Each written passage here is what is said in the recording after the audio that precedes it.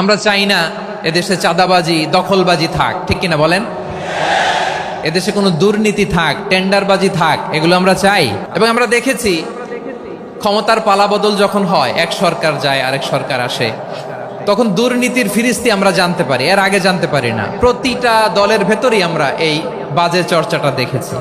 So এখন আমাদেরকে শুধরে নেওয়ার সময় এসেছে।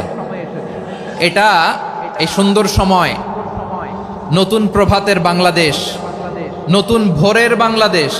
এই সময় আমরা কাদা ছোড়াছুরি যেন না করি। আমাদের শপথ নেওয়ার সময় এসেছে। প্রতিটি দল, নিবন্ধিত 48টি, সবগুলো দলের এখন শপথ নেওয়া উচিত যে আমরা কোনোদিন আর চাঁদাবাজি করব না, টেন্ডারবাজি করব না, দখলবাজি করব না। আমরা সব সময় দেশের পক্ষে থাকব, সব সময় দেশের পক্ষে থাকব। সেই কথাগুলো ছিল ভেরি জেনারেল। যে কথাগুলো আমরা জেনারেলি বলি, এগুলো জেনারেলি আপনারা নিবেন। আমার রাজনীতিবিদ বন্ধুদের কাছে এটাই আমার কামনা। আর এই জাতীয় বার্তা যখন আমরা দেই, তখন যদি আপনি বলেন যে পারলে রাজনীতিতে আসেন, পারলে দল করে দেখান, এটা হইল? আমি কি এরকম কোনো কথা বলেছি? না। আই হেট পলিটিক্স একটা জেনারেশন আছে, এই বেশিরভাগ জেন জি অফ সিলেট, এরা আই হেট পলিটিক্স জেনারেশন।